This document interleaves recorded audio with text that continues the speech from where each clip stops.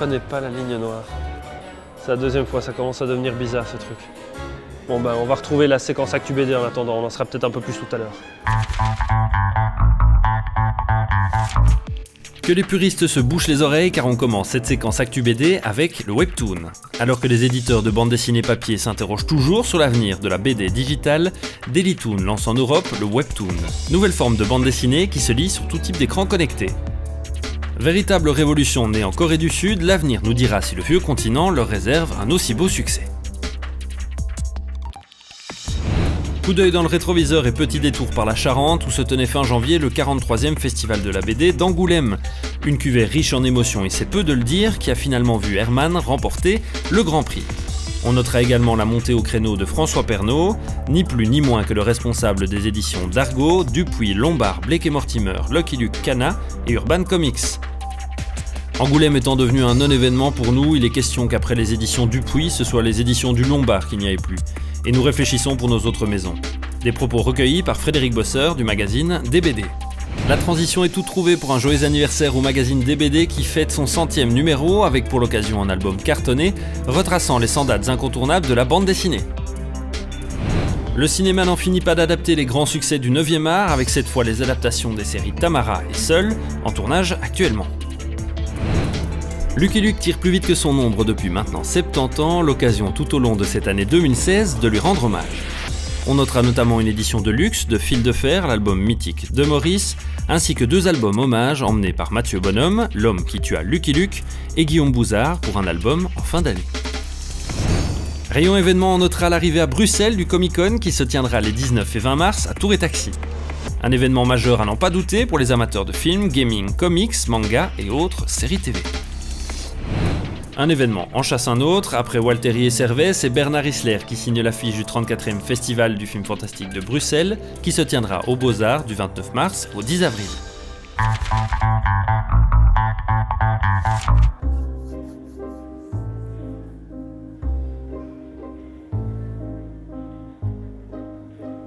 Qu'est-ce que c'est que ça ?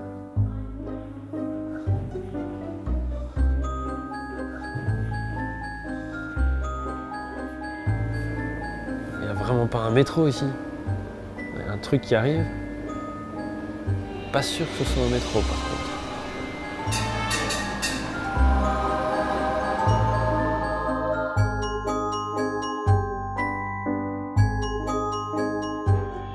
Ne prenez pas la ligne noire.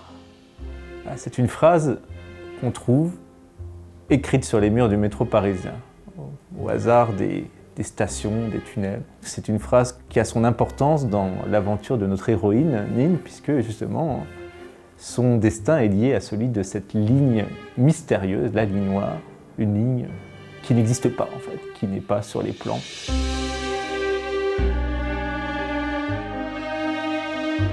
Nin, c'est une petite fille qui, quand elle était tout bébé, a été trouvée dans le métro parisien en fait, par 2 employés de la RATP. Et donc ils l'ont adoptée. Et elle adore le métro, en fait, elle y passe tout son temps. Voilà, c'est son terrain de jeu, c'est son terrain d'exploration. Mais bien sûr, elle se pose des questions aussi, d'où je viens, qui je suis exactement. Et donc elle va, voilà, au fil de rencontres un peu étranges, commencer à mener sa petite enquête. Et progressivement, elle va découvrir un monde mystérieux et inquiétant.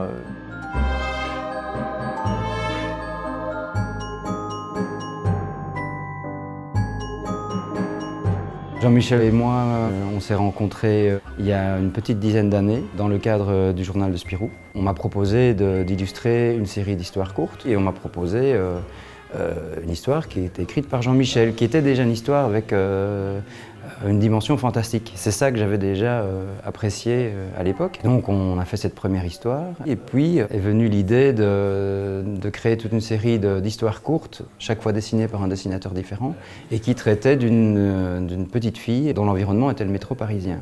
Alors c'était presque Nin. C'était une petite fille qui avait la passion du métro. Elle était très différente.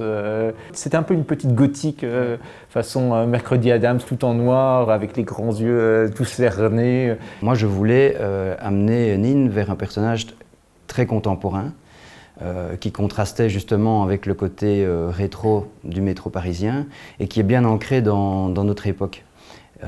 Et ce qui a complètement débloqué le problème, c'est que j'ai vraiment aperçu cette gamine en rue à Liège. Voilà, telle qu'elle. Le même look, la même dégaine, avec un skateboard calé dans le sac, derrière le sac à dos. Et donc là, je me suis dit, ça y est, je lui ai dit juste après, ça y est, j'ai vu Nine en rue, je pense que c'est bon. Et donc j'ai fait un croquis. Il y a comme ça, de temps en temps, un dessin, je ne sais pas si on peut dire fort, mais en tout cas un dessin fédérateur par rapport à un projet, quoi. Dans la série d'histoires courtes dont je parlais, qui contiennent la préfiguration de Nine, moi j'avais trouvé intéressant d'avoir un métro fictif en fait. Donc j'avais inventé des noms de stations, j'avais inventé des noms de lignes, etc. Je m'étais pris la tête avec la nomenclature de mon métro imaginaire. Et puis c'est Johan qui me dit bah, ce serait pas intéressant que ce soit le métro parisien. Bah, pourtant, en plus, l'inspiration de Nine, ça vient du métro parisien. Parce que moi je suis parisien, j'ai pris le métro enfant, tout vient de là.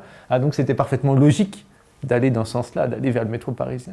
Je trouvais que c'était plus intéressant d'ancrer Nine dans un métro réel parce que justement ça créait un contraste entre l'autre aspect du projet qui est une dimension beaucoup plus fantastique. En choisissant d'ancrer le récit dans le métro parisien, on dispose comme ça de cette fantastique imagerie qui est liée à ce métro spécifique, qui est un métro historique, qui est un métro très ancien, avec plein de choses très particulières au niveau du design. On pense au portique Art Nouveau d'Hector Guimard, qui avec ses motifs végétaux, à tout ce folklore, des vieilles lignes, des stations oubliées, des choses comme ça.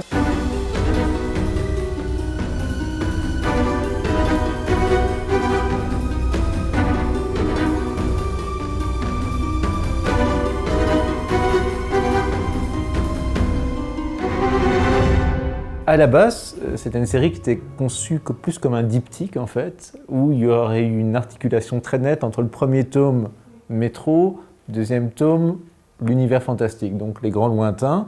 Alors ce qui est intéressant, c'est qu'au fur et à mesure que le projet se développait, on s'est rendu compte que toute la richesse du projet, c'était cette interaction entre les deux. C'est-à-dire qu'il ne fallait pas qu'on laisse complètement le métro derrière nous, il fallait qu'on reste un petit peu comme ça dans deux univers qui communiquent.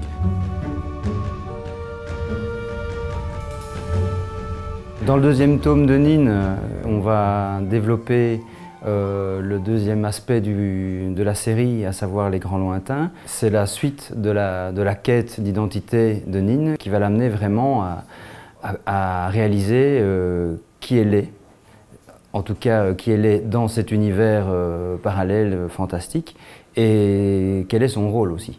L'idée de la quête identitaire, c'était un peu l'idée centrale dès le début, ça et le métro. C'est un thème très classique de la littérature enfantine, que ce soit, je sais pas, le premier exemple qui me passe par la tête, c'est Harry Potter, mais Harry Potter c'est ça aussi, c'est savoir d'où je viens, qui je suis, et j'évolue. La quête identitaire va de pair avec le récit d'initiation. Le récit, voilà, je grandis, je découvre mes origines, je découvre d'où je viens, je découvre mon histoire et ça va me permettre d'avancer. Et moi, ça me semblait aussi intéressant parce que c'est une petite fille qui est adoptée. Donc voilà, il y a tout ce problème de l'enfant adopté. Moi, ce qui m'intéressait, c'était de montrer une famille recomposée déjà, voilà, avec deux papas, et d'avoir une famille qui est à la fois hors norme et pourtant extrêmement fonctionnelle, extrêmement... je dirais aimante, extrêmement proche. C'est peut-être plus fort de ne pas justement préciser les choses, que ce soit par rapport à un couple homo ou pas. Ça pourrait déforcer le projet. Le fait qu'on n'en dise pas trop, c'est aussi parce qu'on considère que justement, c'est pas quelque chose d'anormal de toute manière. Puis c'est une famille normale, c'est une famille aimante, c'est une famille équilibrée. Un petit côté Laurel et Hardy tous les deux quand même. Voilà, Dupont.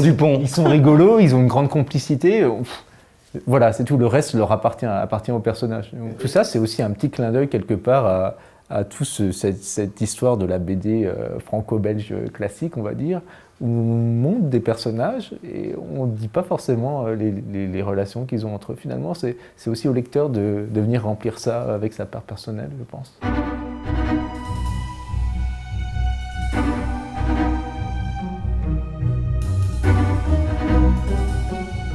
La gestation de ce type d'album, je dirais que c'est jamais simple, hein, parce que on crée un univers qui s'emboîte avec le réel.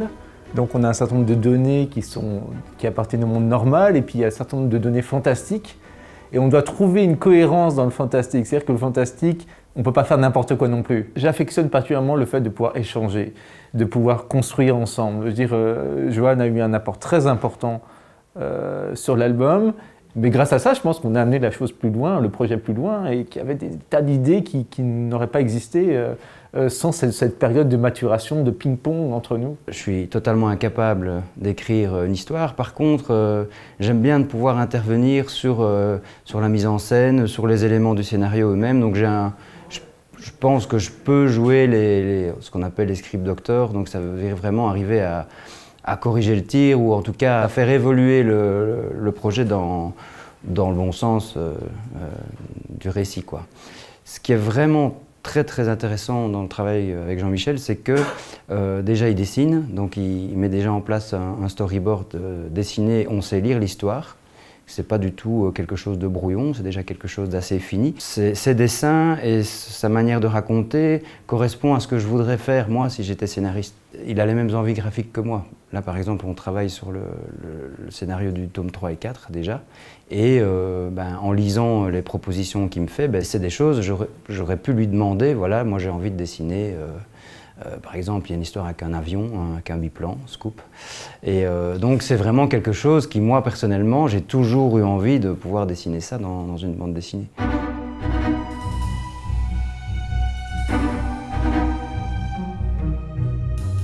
Les influences du projet, moi en tant que scénariste, je suis absolument passionné par le fantastique. Et par le fantastique, entre autres le fantastique belge. Je suis un gros lecteur de Jean Ray, Thomas Owen, ce genre de personnes. Je trouve que c'est des écrivains absolument extraordinaires. Je trouve que l'école belge de l'étrange, je ne mets pas grand-chose au-dessus. Et puis aussi par le fantastique, qui est plutôt de la fantaisie, dans ce cas-là, anglo-saxon, que ce soit Tolkien, que ce soit même des choses comme Lewis Carroll, Alice au Pays des Merveilles, ce genre de références, et auquel vient s'ajouter une passion de jeunes lecteurs pour la bande dessinée franco-belge, telle qu'elle vient du journal de Spirou, quoi, des grands récits d'aventure comme ça, avec des héros qui sont souvent des jeunes enfants qui doivent affronter des situations. Donc c'est un peu ces deux références qui se mélangent pour moi pour aboutir à Nin. Une série qui m'avait marqué et qui me marque toujours, c'est la série Soda.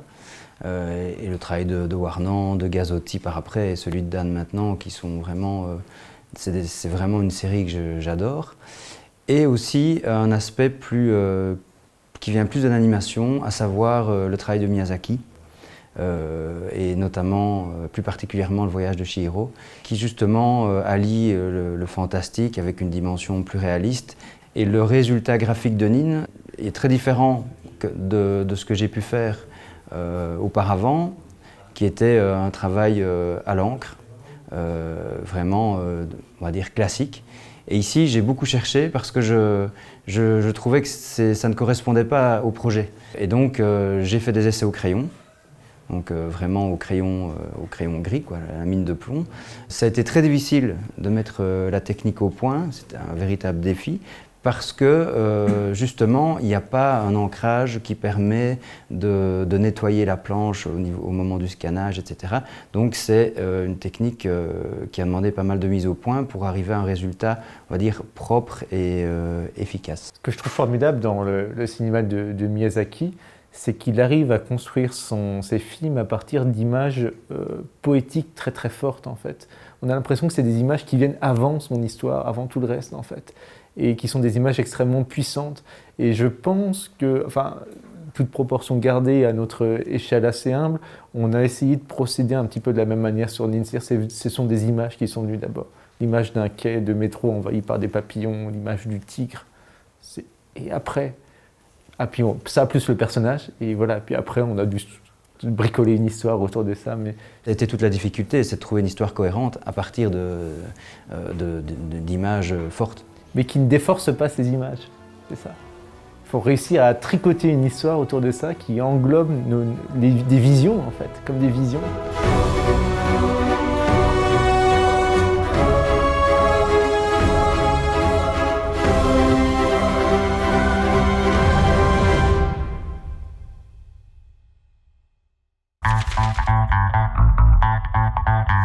Bonjour tout le monde, bienvenue au BD World de Wavre. Pour cette séquence coup de cœur, je vais vous présenter Ce qu'il faut de terre à l'homme, Horacio d'Alba et Melville. Ce qu'il faut de terre à l'homme, de Martin Verron, édité chez Dargaud. C'est une fable de Tolstoï réadaptée en album BD. Martin Verron ici va dessiner avec brio l'histoire de Pacôme, un agriculteur sibérien qui, suite à la visite de son beau-frère moscovite, va vouloir s'agrandir. Et donc cet album va traiter de la cupidité humaine. Martin Verron a l'habitude de faire des bandes dessinées vaudeville, parfois très crues. Ici, il va mettre un beau dessin, parfois genre des séquences comme un dessin animé, donc c'est très agréable à lire. Le dessin, les champs sont dessinés avec brio, on y sent le vent qui fouette les blés et toute la vie rurale de l'époque. Le deuxième coup de cœur que je vais vous présenter est Horacio d'Alba, de Ciner Le Gris, édité chez Glénat. On est au XVe siècle dans les républiques italiennes. Horacio d'Alba est prince duelliste dans la République du Point d'Honneur. Cette république est particulière car les différents comtes et brigands de la République ont décidé de ne plus se faire la guerre, de ne passer que par des duellistes pour régler tout ce qui est problèmes commerciaux, politiques et familiaux. J'ai particulièrement aimé cette série car elle est courte, 3 tomes. On est sur la Renaissance italienne, une superbe aventure dans le style du Troisième Testament ou Julius. Mon troisième et dernier coup de cœur est Melville de Romain Renard, édité chez Lombard. Melville est une petite ville d'Amérique du Nord, 478 habitants. Il ne fait pas vraiment bon vivre à Melville, en tout cas si on essaye de cacher des souvenirs, si on a un passé relativement trouble. La forêt tout autour hante la vie de ses habitants et je vous laisse découvrir ça dans les différents albums. J'ai fortement apprécié cet album car il utilise différents types de médias. Romain Renard est musicien, il utilise les applications sur tablette. Donc vous avez l'opportunité d'avoir la bande-son que Romain Renard a produite pour la lecture de ces différents albums. Vous pouvez, via votre tablette, écouter ces albums, découvrir de petites anecdotes supplémentaires. Et puis c'est un dessin qui fait voyager, qui nous emmène dans la forêt où on sent l'air caresser le visage, on sent l'humus des arbres. Et c'est vraiment de toute beauté. Voilà, c'est terminé pour aujourd'hui. Rendez-vous le mois prochain pour de nouveaux coups de cœur. Bon bah la ligne noire, c'est pas aujourd'hui que je vais la trouver. Ah mais voilà, ça c'est mieux, ça c'est plus, c'est bien ça, c'est très bien ça.